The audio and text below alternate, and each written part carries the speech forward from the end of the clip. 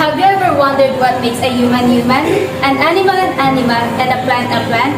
It all has to do with a long, thin, spiral-shaped molecule called deoxyribonucleic acid or DNA, contained in all living things. Including me and you, of course.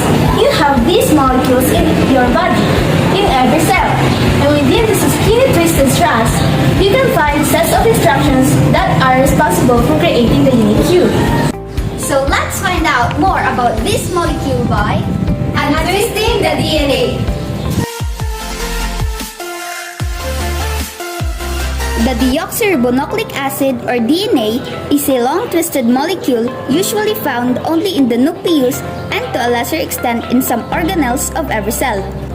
It contains information in the form of genes, and this information directs all the cell activities.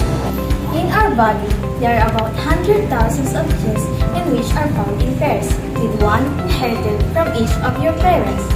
Every gene is a tiny blueprint with instructions written by your parents to tell your cells exactly how to create you. The structure of the DNA is double helix. It was discovered by the American biologist James Watson and English physicist Francis Crick in 1950s. Imagine a ladder that is twisted at both ends in opposite directions. The long edges of the ladder twist around each other to form a helix. A DNA is made up of chemical building blocks called nucleotide. Each nucleotide has three parts: a phosphate group, a sugar group, and one of the four types of nitrogenous bases. To form a strand of the DNA, these nucleotides are linked into chains to form the backbones of the helix. They are made of repeating units of the sugar group, deoxyribose sugar, and a phosphate group. The nitrogenous bases serve as the steps of the ladder in a double helix. Each step is made up of two nitrogenous or nitrogen-containing bases. These bases are adenine, cytosine, guanine, and thymine.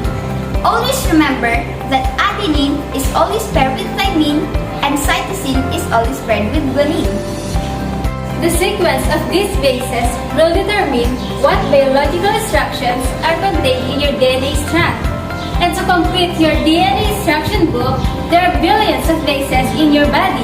Wow! Remember, you are unique because of the DNA in your body that makes you, you.